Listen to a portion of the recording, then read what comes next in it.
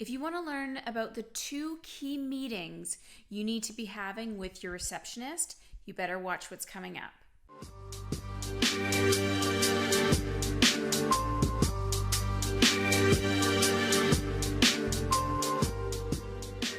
Outside of what I mentioned, having the emails directly going to my administrative assistant and forwarding anytime I have a thought or a correspondence going right to her inbox, having the dashboard with all of her tasks that are ongoing, as well as having that little booklet that she fills in at the end of her shift for outstanding tasks.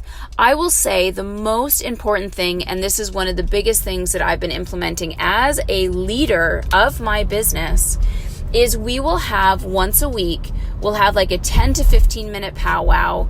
Usually somewhere at the beginning of every shift she comes in, we'll have a 5-minute conversation and say, this is what happened while you're away, meaning between shifts.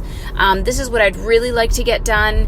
Here's some things that happened before you came in, just so you know. Here's what I need you to be looking for over the next couple of shifts. I need you to be watching out for this, that, or the other, or make sure that such and such products or files are pulled or ready or whatever the case may be.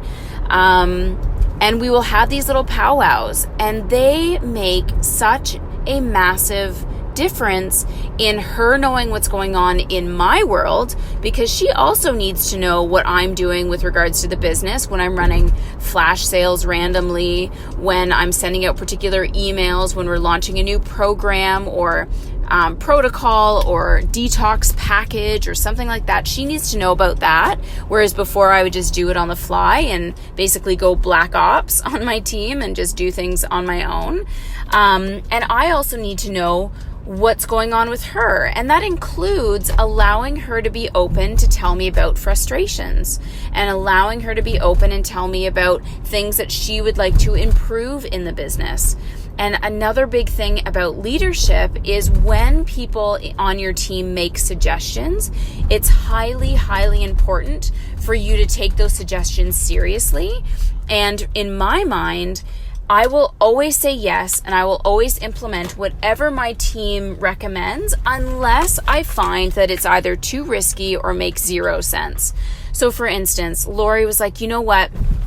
We really need to carry more stock because I don't think that it's a good idea for people to be coming back later and picking up product. And on my end, I'm so hyper focused on keeping my stock levels low because, of course, that's money just sitting on the shelf, that I didn't necessarily agree with that, so to speak, but I did take it into consideration and I started ordering a few more extra items at a time. Another thing she wanted to do was, show the Maximize Your Health t-shirts that we had made and put them up front with a little sale sign. And that maybe lasted a month, but why not try those things? Because she's looking at the business from a completely different set of eyes than I am.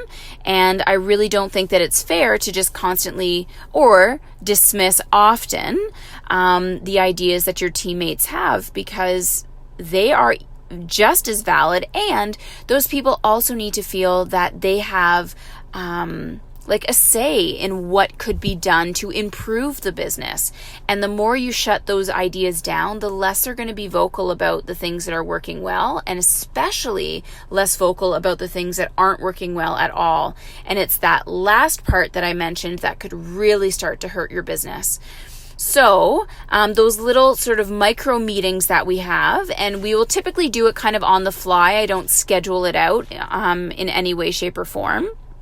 But those little micro meetings allow us to connect, kind of do a quick rundown, even on the personal things that are going on in our lives. Like I was telling her all about, my girls being in soccer and that we bought a house and all those like little aspects of my life. And she always tells me about her husband, Roger, who I've never met, but we already have like an inside joke running around payroll. So it's really a great opportunity to start to connect with those people too. And while you may not be managing the receptionist directly, as an independent contractor, it is just as important that you implement those things in your business as well, because more likely than not, part of your rent is paying for that receptionist. So you do have a say in how you want your business to